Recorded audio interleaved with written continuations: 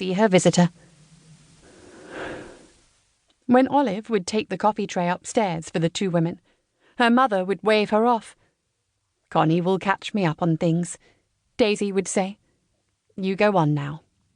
And for an hour, Olive would escape, walking a wide circuit along the seafront to the mouth of the Blythe, breathing in the salt air and not caring if the north wind was pushing her along or driving her back. In one of Daisy's less lucid moments, not long before she died, she'd referred to Binny as that wittering witch. It was only then the penny had dropped.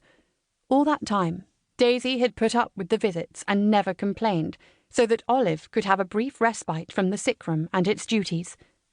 That had been her mother's way. Little kindnesses given freely throughout her life. "I'm quite concerned about you," Miss Binny said to Olive.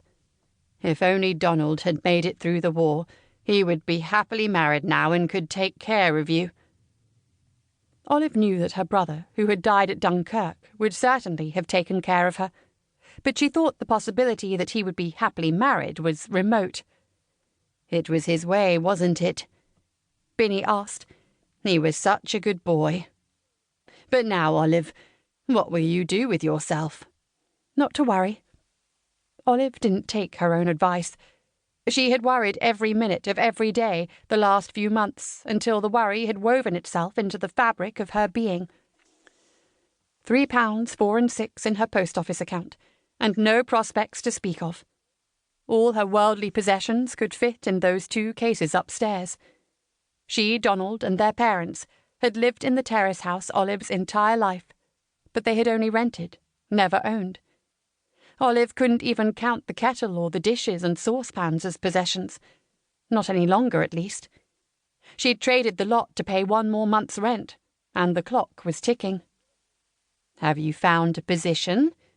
Miss Binny inquired. That she must find paid work was quite clear to Olive, but what sort?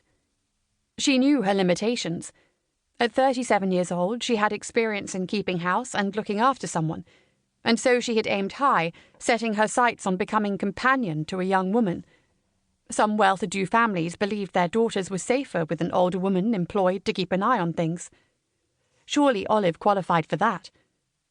But nothing had come of the 4 newspaper advertisements she'd answered, one as far away as Carlisle. She then lowered her expectations. If not a young woman, Olive could be the younger companion to someone older than herself. And if not a companion, a housekeeper. If not a housekeeper, was she too old for factory work? "I've received some encouragement," Olive replied as she stood and turned to the cooker to hide her red cheeks. "Would you like more coffee?" "Yes, thank you." Olive poured, replenished the hot milk, and sat down again. "I do hope this will work out for you, dear, but it must be difficult, as you have no previous position and therefore no references." Miss Binny leaned over the table and in a conspiratorial tone said, "I might have a solution for you, I might just. You remember, Olive, I had a young cousin with me 3 years ago. She needed to be away from her family, and I was happy to offer her shelter and guidance." Olive remembered a scared-looking girl who had lived with Binny for 6 or 8 months. She cooked, she cleaned, she scurried after the woman round town, and at last she had gone back to her family. Olive had said goodbye to her and wished her well. It might have been the only time she'd seen the girl smile. "I do remember her, yes. Isn't she married now?" "She is," Binny said, voicing a wealth of disapproval with only 2 words. "But you see, Olive, in only that short time I realized how much good I could do by taking someone in who may need help, in exchange for company and the odd household chore."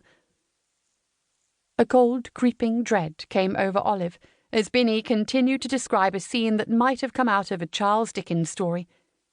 Desperate and destitute girl taken in by, in this case, an overbearing, rigid woman who seemed bent on distorting the qualities of Christian charity. Before her very eyes, Constance Binny grew in size until Olive's vision was filled with a beaky nose, a bobbing pheasant tail.